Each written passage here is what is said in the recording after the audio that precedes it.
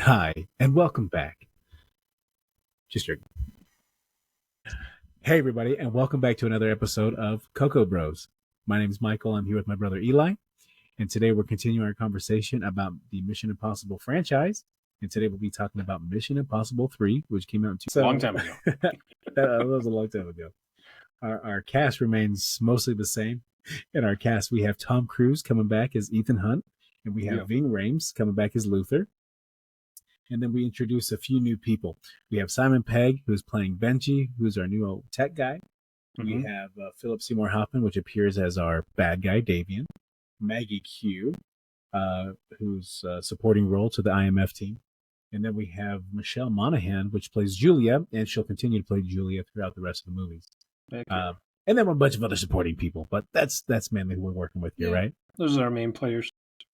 Well, what about the guy that plays Declan? What's his name? Oh, Declan is Jonathan Rhys-Meyers. Jonathan Rhys-Meyers.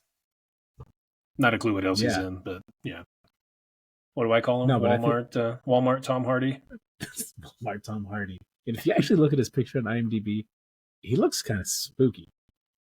But that's Declan. Eli, can you give us a quick rundown of the movie and basic synopsis? Yeah, so the movie starts off with Davian, Philip Seymour Hoffman. He has Tom Cruise. He has Ethan Hunt captured, questioning him about something called the Rabbit's Foot. It turns out that it's if I remember correctly, a biological weapon that he's trying to get his hands on. And he's asking Ethan Hunt where it is, because, we don't jump into it just yet, but it turns out later on we find out that Ethan Hunt somehow got a hold of it, stole it from Davian, and now Davian was after him to get it back. Of course, something always goes missing, and the world is in danger, and Ethan Hunt and his little small posse saves the world. So for this episode, what we want to do is we want to talk about our top 5, 6 best scenes that we liked out of this movie. This movie has a ton of stuff in it, right? Yeah, but we figured we narrowed down to a few handfuls of scenes that we really enjoyed out of this movie. To start off, or I guess to note before we start off, is how he received his mission briefing. All the Mission Impossible movies, he receives a briefing so that he knows what the mission is. And in this particular movie, he receives it on a disposable camera. And there's a scene you can see he's looking through it, and he's looking through the little lens thing, and he's getting all the information he needs from it. Yeah. And as always, it self-destructs after 5 seconds. So that's pretty funny.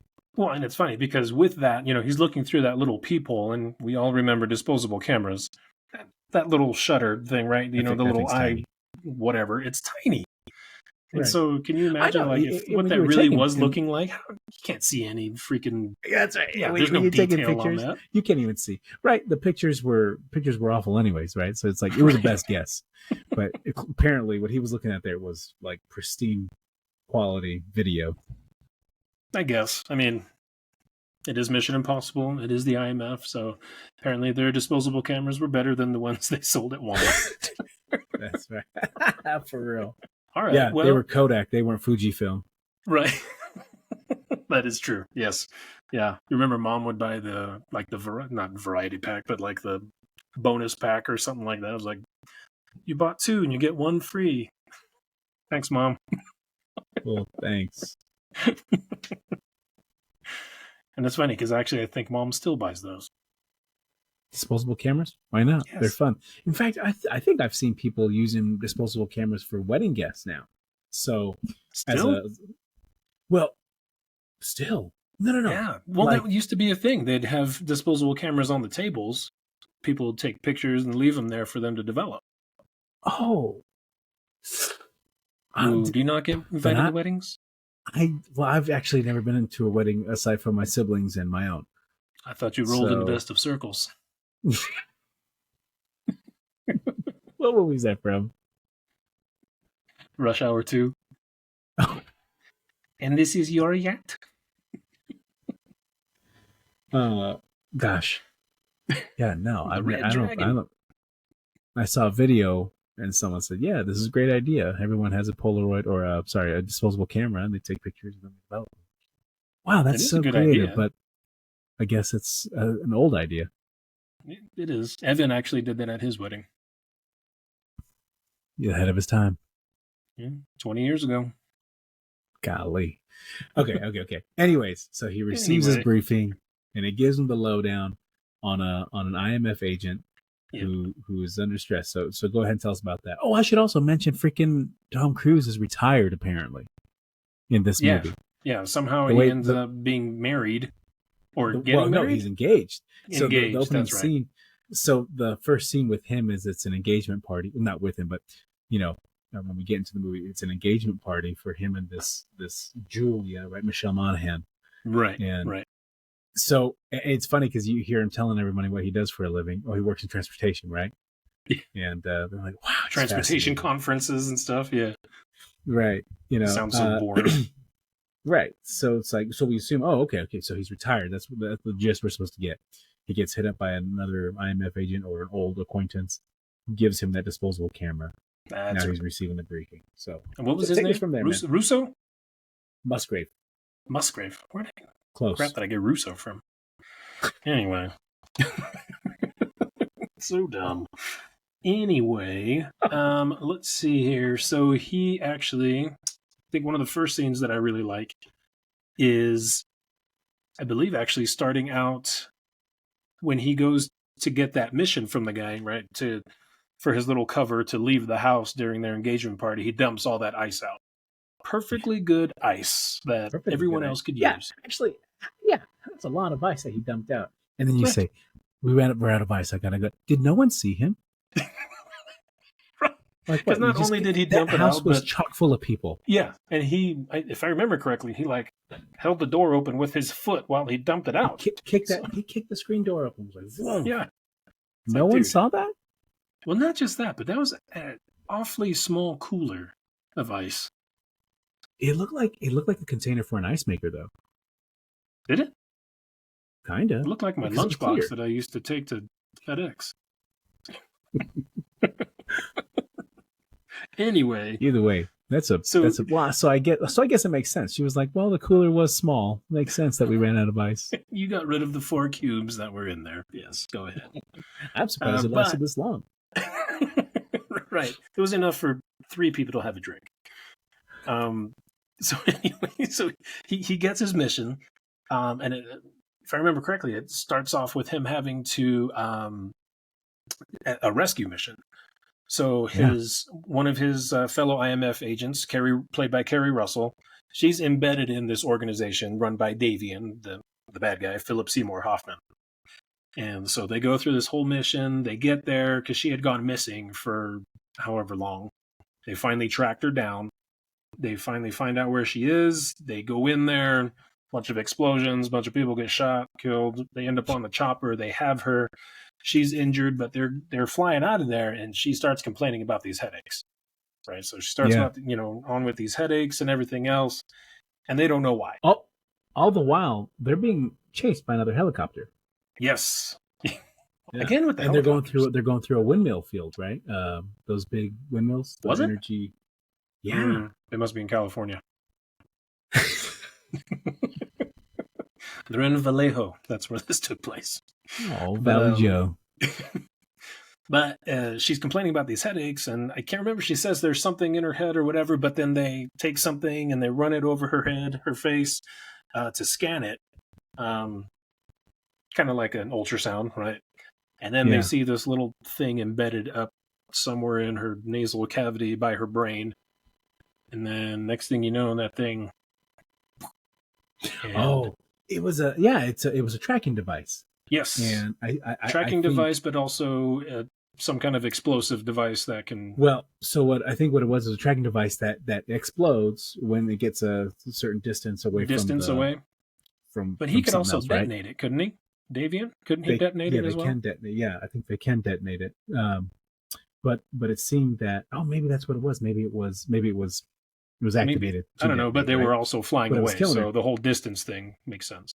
So I think Tom Cruise grabbed the defibrillator because he thought, you know what, they have a tracker here. What I'm going to do is I'm going to send an electric pulse, see if we can fry that thing before it explodes. Mm-hmm.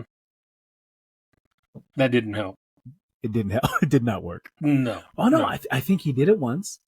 And I think they cranked up the amps, right? They would say more amps. Oh, that's right. Because I think Is I that what they remember say? Yeah. the. Yeah, He I was think they did shocking one. her. Yeah. Yeah. Yes, that thing. Yeah. But But but then when her freaky eye, man, when that thing blew up, you remember that thing? yeah, You're it gonna have to was show a clip of that because that thing like was this. disgusting. Yeah. What do they say? She had blue eyes. One blew this way, one blew that way. Like she had one eye hunting, one eye fishing. She looked like Steve Buscemi and Mr. Hey, Mr. Deeds. Mr. Deeds. Yeah. Hey, crazy eyes. That's exactly what she looked like. Yeah, So, I think we'll have to put up a comparison photo. Yeah. Who wore it better? Dude, look just like it. Who wore it better? My faves. Yeah. But no, I think that's it was a cool scene. That whole thing, it's unfortunate. Rest in peace, right? But but I thought that whole thing, because I think also Declan, our pilot for the chopper, with the one that was chasing him, I think he took him up, and the other one got hit by one of the blades on the windmill that they were going through. Vaguely remember that. I'm pretty sure. Dude, I was stuck on the whole eyeball thing, so I don't remember anything else around that scene. That thing was freaky. So, anyways, they get out of that jam. That was a great scene, though. That was a great scene. An excellent scene. But now, Ethan Hunt, man, so much for retired life. He's getting pulled in. Right. Now, another thing to note, where does he end up? He's at the IMF headquarters, which this is the first time that we get to see this. First one, second one, I don't think we saw it at all. But this one, we actually see them at the IMF headquarters. And I don't know. It looks like an office. But it looks like an office. Who's our head director is freaking Lawrence Fishburne. Morpheus. Yep. The man. No, anyways, it's not Lawrence Fishburne. It's Delroy Lindo. It's Walmart Morpheus. So we're narrowing down where we need to do, what do we need to go to find Davian, so that we can get him and extract intel. So that takes them to Italy, none other than Vatican City, right? Yep. Its own country. It's crazy. It's nuts, but it's so cool. I love this whole scene. Let's just say we'll just call it Vatican, right? Okay. So when they get to the Vatican City, you got Tom Cruise, who's scaling the wall to get over it, and it's super cool because when he gets to the top of the wall, they have security cameras, and he takes an old Polaroid, basically a Polaroid photo of what the camera's looking at, and just slides it onto it. Right. I think you had mentioned like today, they'd be hacking the camera and putting another image in there. Oh yeah. No, dude, homeboy, freezing the frame or something. Yeah. My only problem with that is, wouldn't putting the camera or the picture in front of the camera block the light? Therefore, it would just be a shadow. Oh, yeah. Right. So see, because I only thought, like, dude, if it got windy, say goodbye to that picture in front of the camera. Right. Right. So it's funny. But also, if he was just jumping over the wall, did he really need that picture? I think it was an oscillating camera. Well, no, wait. Because if it would make sense, because it'd be the same picture. One scene. The camera's not working. Yeah, no, I don't know why he did that then. Well, there's maybe just because he was sitting in front of it for 2 seconds. Anyways, clever, improbable, and probably unnecessary. But then he uses a device to detect the distance from himself to the ground. Then he, which measures it perfectly. The sweet line takes him down to the ground, immediately dressed in his robes, his fatherly robes. Right. And and so he's posing as a priest. So that's one thing I love. Declan, who was also with him, now dressed as a tourist, goes into the Vatican, taking pictures of stuff in the museum. So now he's in there. Maggie Q, she's coming in as a party guest in a Lamborghinis, right? So she looks all dazzled up. And then Ving Rhames is coming in through a waterway. That's right. So, which is interesting because it's like, they could have all scaled the wall, We could have all done this. But they needed but they needed the Lamborghini that she was driving in. They needed the car for the getaway. Ving Rhames had the equipments. Yeah. But it's funny because you say that Declan was playing a tourist, goes in, but then next thing he's playing a security guard. Yeah, it was no true. Yeah, he goes in, he's taking pictures, and then next thing you know, he slipped into a security thing to run out there and make sure that Maggie Q gets in. Right. But so how they get in is cool, and then we see that they're trying to meet up with what's his bucket, Philip Seymour Hoffman. Mm-hmm. So what's the plan here is to spill something on his shirt, force him to a bathroom by himself. He's isolated. Ethan Hunt is now, they've created a mask, and now he's going to go and he's going to impersonate him, and they're going to swap him unconscious and get him out of that building. But what's cool is Ving Rhames brings it in a suitcase, opens it up, and it is making the mask. Yeah. Right? Almost like a big block of whatever. Wax or something, yeah. Something, right? Whatever masks are made of. But it's, chopping it up and stuff and shaping it. But what's interesting is I don't think they did this in the other movies. Well, so in Mission Impossible 2, we did see that he had this little tape thing over his throat that made them sound like the other person. Right. To change the voice. But we didn't see how it was programmed. In this one, we see when Tom Cruise goes into the bathroom, he's dressed as Philip Seymour Hoffman, but he still has his own voice. Yeah. Subdues Philip Seymour Hoffman, has him read a little cue card, and that's supposed to help initialize a thing, and then now he's using AI or whatever to get his voice. And so cool. What's funny, though, with that is when he gets him to read it, he's laying flat on his back. And I don't know about you, but when I'm laying flat on my back... Yeah. I mean, below. Right. I don't know. I don't know if he would sound the same. Maybe it just needs some kind of a general sound or something from him. But I feel like it wouldn't come out the same because, one, he's laying flat on his back. Two, he's got a gun to his head, which he's under distress, right? Yes. Yeah. When I'm stressed out, I sound a lot like this. Okay, I'll read the card. But that's fine. I'll do. That would have been hilarious if he goes to talk to the guy, because when he's doing the voice thing, after he gets him to read that prompt card, finally it works. But before that, what Ving Rhames could actually program it, he's sitting there going, keeps throwing up, like, give me a second, just wait. The security guard hears something, he comes in to check what's going on, and he's at the sink, and he just keeps clearing his throat, and then finally he's right? like, okay, you're good, and then he starts talking. Right. That would be hilarious if he went to start talking and it was like a totally different voice. Completely wrong voice. Like, what? That would be pretty funny. But another cool thing about that scene, though, is Declan is hiding behind the door with the real Davian. As he's passed out, like holding the door open. He's just gotten, has him unconscious, kind of holding him up. And then you think that the security guard would see him, but he doesn't. You think, especially as big as Homeboy was. But I think that's why Tom Cruise was so adamant about don't come in, right? Tell him, shooing him away. So they haul off Philip Seymour Hoffman's unconscious body. Okay, they get that out. Now Tom Cruise, dressed as Davian, goes out with Maggie Q, rendezvous, and says, hey, we're going to go back to her hotel. She's going to take care of my shirt that she messed up. They get in the car. They drive away, stop over a manhole. Now, I love this part. Do you remember this? Oh, yeah. They open it up, and they look down there, and they're looking up from the manhole.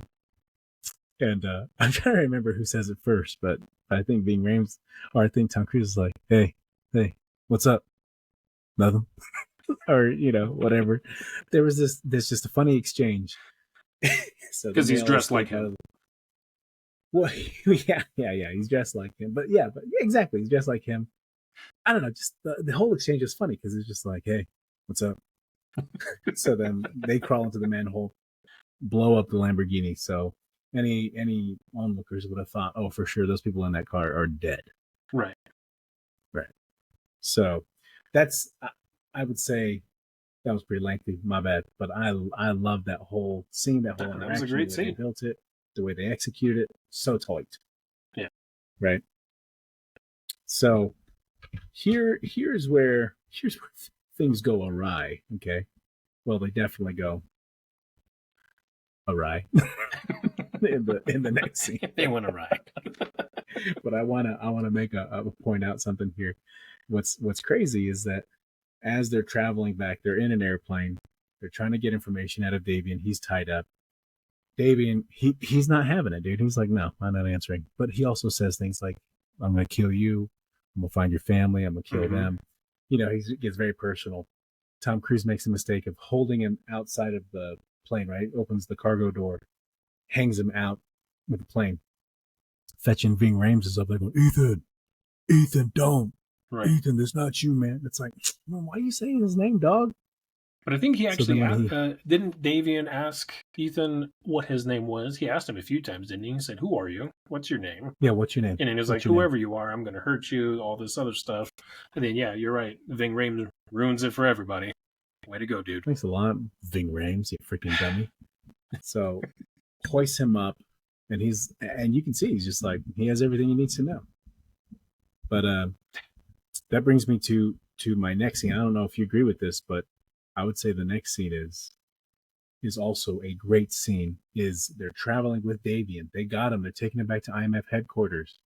Fetching helicopters come out. We got drone missiles, and they have an ambush. And a team's coming to break out Davian. Yeah, that's fed. Just turn it off right now. I do have a question though. Just a thought.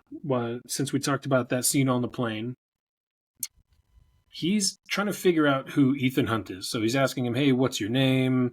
And all of a sudden, Ving Rhames sends his name. And he's like, oh, okay, Ethan, now I know who you are. Couldn't he have just found out from the other guy that he's working with at the IMF? The truth is, I was as you were asking that question, I'm thinking that's probably exactly who he got the information from. Right? We can assume that Ving Rhames brought this upon them, but I think more accurately it would have been Musgraves. Spoiler alert! Musgraves, the guy who brought him on the mission, is a traitor. Yeah. So didn't see that one coming. But no, I was just thinking of that as you were talking about it. I'm like, wait, couldn't he just ask the guy later, like, hey, there's this 5'3" knob that hung me out the bottom of the plane. Who is it? So okay, so the reason why I like the bridge scene is just, well, I don't know, it's just pretty cool action. You got this helicopter, you got these SWAT fools coming out. They bust out Davian out of the secure truck, the armored truck, and then there's a cool scene where Tom Cruise is running, and they shoot a missile at the bridge, and impact behind him, but the force blows him against this car. So sick. And then he's trying to jump over this gap in the bridge that was blown out, and it's just, I just think it's also, this is crazy. It's a cool scene. Right? Well, there was a lot of action going on in that scene on that bridge. Yeah. You mentioned them breaking Davian out of the armored truck. I love the way they broke him out of the truck. With those plasma cutters, just freaking cut through that plasma thing, melted. Yeah. What is the stuff that they sprayed all over the side of that truck? Yes. Mm-hmm. Yeah, that's what I thought. When I saw it, I thought, yeah, that's it. Because it was explosives, right? It was like I said, a giant tube of toothpaste. It was just like it was like that big orange stuff. It hardened. Yeah, and then they smashed it, right? Yeah. Right. It was rubber cement. Mm-hmm. Yeah. They couldn't find a brush big enough so that they can apply it on there, so they got a spray gun. Yes. Yeah. Yes. Mm-hmm. Yes. That's right. I concur. All right, moving on to moving on. So one thing we did here, Carrie Russell, she got it dead wrong. Davian was really good at throwing her off people's tracks. Mm-hmm. She thought it was Lawrence Fishburne who was the traitor, but in fact it was Musgrave. So now they're back at the IMF, and all they keep thinking is, dude, it's freaking Lawrence Fishburne's the bad guy. Oh, because she sent them a microdot. She did send a microdot, but I'm skipping something here. What happened was the first thing he thinks, I think, when they get Davian is he thinks, oh shoot, I got to check on Julia, right, his fiancée, and calls the hospital where she works, and she has been abducted and he rushes over there as fast as he can. Although I'm not really sure how he got there as fast as he did. He got there pretty fast, considering that part of that bridge is blown out. So, oh no, he stole a car in the name of the law and drove it over there. I think, right? Although he's not a law. Anyways, Davian. So the IMF people are meeting up with him. As far as IMF knows, Ethan Hunt is reckless. He kidnapped a man unsanctioned. What's unsanctioned, and now he's lost him. And as far as they're concerned, Ethan Hunt's a traitor. He's the bad guy. So they bring him in. He's tied up or locked up. Now this is my next favorite part. The IMF escape. So what happens? They take him in. He's strapped to a table. And what does Musgrave do to him? You remember? Oh, when he goes in and starts talking to him, like mouthing the words. Yeah. How are you? Right. Yeah, but yeah. So he's talking to him, and then so that they could hear it because they're observing, right, through the double-sided glass or whatever it is. He's just saying normal stuff, right? Right. But then he's looking at him like, I was like, oh my gosh. Although it should be, we should note that at Ethan Hunt's engagement party, that's where we learn that he can read lips because Julia, his fiance, was talking to her girlfriends in the kitchen about some lake or something that they went to. Lake Wabasso. She couldn't think of the name, yeah. And then he pops his head and was like, Lake Machu Picchu or whatever it was. Lake, where was it? That's my buddy. I don't know. Wakanaka? I don't know. Yeah, Hookachacas. And, but yeah. And all the friends were like, girl, he's a sociopath. Yes, he is. This was an A and B conversation. COA. That's right. And he was. But anyway, so that's where we learn that he can read lips. So when Musgraves is in there mouthing these words, these sweet nothings to him about Jules. Dude, that's. Hey, that was a great observation, Eli. That's a great call out because it's all connected, right? It wasn't just like, party tricks now? Right. Yeah. Just like, that must be something that they train there. Could have been. I don't know. Could have been. But yeah, he ends up telling her or telling him where she is, right? Yeah, tells him to go to some apartment in Shanghai. Yeah. Something or other. But he also slips him a little something to open up his cuffs, right? Ah, that's right. So that's right. This becomes the great escape. He's running around the building. Everyone's trying to look for him. He grabs a walkie-talkie, so he's listening on. He knows where they're sending people to look for him. Right. and then they're like, I forget what he does. He like jams the signal, and they're like, he's jammed the signal. We can't talk to you. Oh, because he's holding the thing, right? So they can't. He's holding the channel open. Yeah, holding the channel open. So they're like, hell, we can't even talk to each other. And then here's what's interesting is the way he busts out is like into a post office. Remember that? No, I don't remember that. To a post office. He comes out. It's almost like he comes out of a post office, but there's a radio. Was it like the mailroom of the IMF? Well, maybe it was the mailroom of the IMF, but remember the IMF is a fake agency. Like no one knows about it, right? Are they? Well, not fake, but so they don't receive mail, is what you're telling me? What I'm saying is they take clandestine to the next level. So it could have it could have been a post office. I don't know. Anyways, puts the walkie-talkie in front of a radio playing "We Are Family." I always remember that. And Lawrence Fishburne's just like, man, and digs out. You know what's funny is you use the word clandestine. You remember my buddy Eddie? Mm-hmm. He thought that was a place. Yeah, it's in the region of Mount Caucasus. He goes,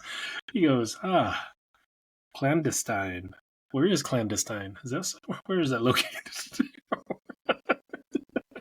Right next to Palestine. Clandestine. That's so funny. But anyway, so he makes his escape, and if I remember correctly, and he was a cop, though. What's that?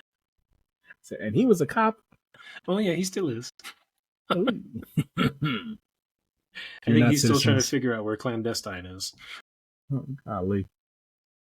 But when Ethan escaped from there, he still had, because he was strapped down, with leather straps, and he had the stuff on his head. Didn't he break out with like the leather still attached to him? Kind of looked like Hannibal Lecter when he was kind of escaping from there at first, didn't he? Because he was so considered so dangerous that they like freaking really secured him to that. They did strap his head down. Table. Yeah. But I thought when he first got out and when he was like running down the hallway or something, he still had that on. Looks stupid. Oh, dude, I will have to look that up and put that in the thing. That's funny. So he's here. Okay, here's one thing that I think we've talked about before. This fool's gonna get on a plane and go to Shanghai. First out, where you get the money? And who's going to take you if you're on some list? Well, remember he had a disguise. He had a mustachio and goatee. Remember that with some glasses? Oh, I don't remember that. Yeah. Did I watch the same movie as you? This could also be a big lie, but I'm 98% positive that he went to the airport with a disguise. And she says, "Oh, you're going to Shanghai?" He says, "Yes, I love Panda Express." Something like that, right?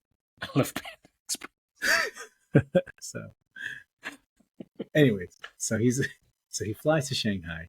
He's at this apartment that Musgrave told him to go to. Mm-hmm. Sounds like someone's breaking in, but it's actually his team. You got Declan, Maggie Q, and Bing Rames.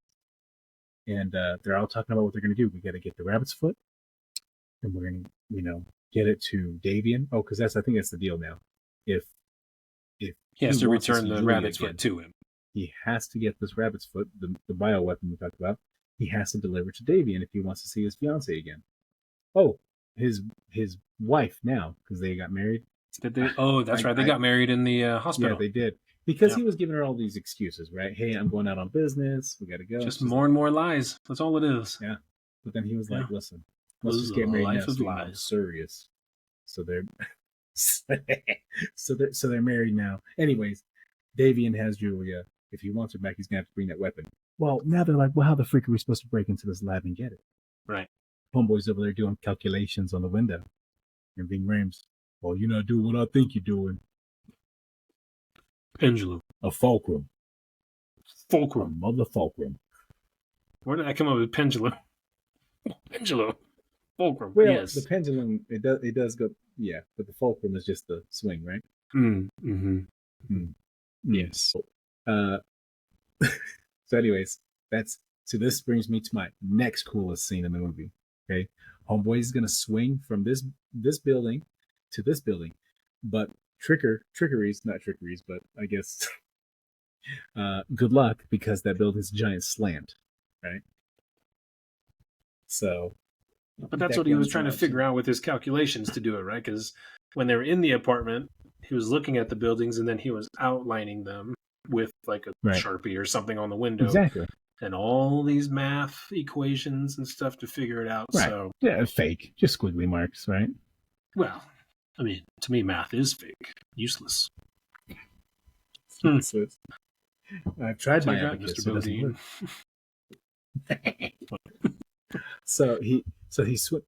He successfully swings over to the suite building, right?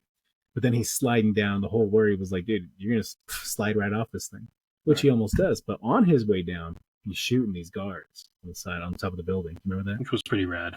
But what about the distraction before he did it, though? With the baseballs. Yeah, that was pretty cool. Yeah, Declan and Maggie Q with the base. My question is, where did they get this? Where did they get the equipment for all this? I don't know. How do you baseball is pretty popular in China. He didn't go to now. Shanghai and say, wait, what'd you say? I said I hear baseball is pretty popular in China now, so I don't know. Actually, I'm being rude. Most things are manufactured there, right? So it's like they have a plethora of supplies. Silly us. Yes, it was made there. So you need it? They had it. We got it. So but no, yeah. So they're shooting those baseballs across to that building to cause a distraction for the guards that are up there. Right. And then Ethan does his little acrobat trick thing. So they're like, what the freak's going on with these balls? And then homeboy sliding down and going, blah, blah, blah, blah, blah. Blah, blah, blah, blah, blah, blah. He was just scatting on the way down. That's a great song, by the way. Scatman. Dude, my kids Scatman love John. that song. My kids love that song. Do they?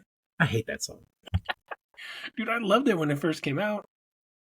the thing is, the beginning is super tight. I'm the scat, and you're like, oh yeah, but then when he's like, but then that's it. I'm just like, right. Then it's like repeat. The verse. I'm like, can we fast forward to the chorus because that's the only sick part. That dude is old too, man. I think he was old when that song came out. Yeah, it was a dying wish. I would like to make an album before I die. Please let me a scat dance album. Do you know what scat is? Yeah, it's droppings, animal droppings. Anyway, so he's shooting those guards as he's sliding down. So let's just say this. We'll just call this Shanghai. And in fact, you know what I'm going to do is we'll just all of Shanghai. So for the rest of the movie, I love it. So just every bit of it, loved it. So he's breaking into this lab, and what's cool is that they don't really focus on how he gets the thing, and I kind of appreciate that, right? The objective here is to get said rabbit's foot to Davian. Yeah. Okay. So they don't really focus on how he gets it, but he gets to the building, he gets inside, he has it, and now he's escaping. The thing is, he's on a timer. Davian's like, you have to bring it here by this time. Right. Or else kiss your wife goodbye. Some stuff happens, chases ensue, right? But we do see that he ends up, I think he somehow loses the rabbit's foot, but he ends up, what happened to the freaking rabbit's foot? I'm trying to remember. He thought he gave it to him. Yeah. I can't remember if it was a decoy or what, but that's when he ended up getting caught by Davian. Yes. And yes. And they end up tying him up, and he wakes up in this room. He's tied up. Ethan Hunt is tied up to this chair, and he's just looking at Davian, and Jules is tied up next to him, and that's all you see. So he wakes up to that with Davian asking him, where's the rabbit foot? And he's like, well, I gave it to you. What do you mean that wasn't it? Yeah, which takes us back to the beginning of the movie. That was the opening scene, right? Yeah, right. Putting us on the edge of our seats. Something to look forward to. So it goes back and forth, right? I gave it to you. Right. Yeah, but we see Julia. She's tied up. They get no results. So what do they do, that girl? Blood-ow. Right in the face. Blood-ow. Yeah. Deadzo. Yep. And you're like, whoa, they just killed the wife, man. She's dead. Right. Super sad and super surprising. I know. It was like, okay, well then what are we still fighting for? That took a dark turn. But Musgrave comes in and shows that this was actually his translator from Italy who let him get captured by you guys. So she's dead. Oh, BT dubs, Ethan, you now have one of those exploding transmitters in your brain. That's right. Okay. Yeah, that's right. that's correct. We'll say that. That's correct. Simone. So now that they have so here's where we get some cool stuff. Anyways, he gets out of that mess and he wants to find freaking Julia. I think he has a phone. They're able to track. Calls IMF headquarters, say, "Hey Benji, I need you to help me." And this is so funny because Benji's like, he gives him a tip and he's like, "Oh great, now I just aided a fugitive. Right. I'm going to prison." So he's leading him through Shanghai. He's running through these crazy Chinese villages. Not really Chinese village. That's not true, but he's in China. Yeah. But he's in China. Tracks down Davian, his whereabouts. Finds Julia, the real Julia. She's there. She's still alive. And in like a safe house final or something. Battle happens. Yeah, it's like a safe house, right? But he fights him, but then he triggers the thing in his head. So now he's like, oh, it's like, dude, I hate this crap because it's like, of course, who's going to win? I wonder who's going to win. Probably the guy who doesn't have a thing in his head. Right. Nope. So, but what's that? I said nope. Yep. So they fight. Kicks him out. He gets hit by a car. Now, which is the dumbest way for this bad guy to die. It was So kind of anticlimactic for how he died. It's like a guy that evil deserves a harsher death. Well, because he was pretty hard too, right? I mean, even when he was being hung out of that plane, he didn't budge. He didn't say a word. Just kind of like, What? and his fate was just the grill of a car. Come on. Yeah. In China? Really? Yeah. Come on. Whatever. Come on. Anyways, so that, which is it, because it's like, oh, okay, well, I guess it's over. Well, Musgrave also showed up. Julia had to shoot him.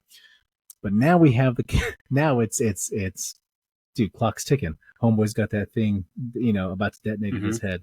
Yeah. So happened to be in a clinic or something like a clinic. Something where they happen to have. Well, actually, I don't think it was straight up defibrillators. No, dude, didn't he straight up rip the power cord from the wall? And he gave her. Yeah, I think that's what it was. Oh, because what did he bite onto? He bit something. He bit a rubber hose. And was there water as well?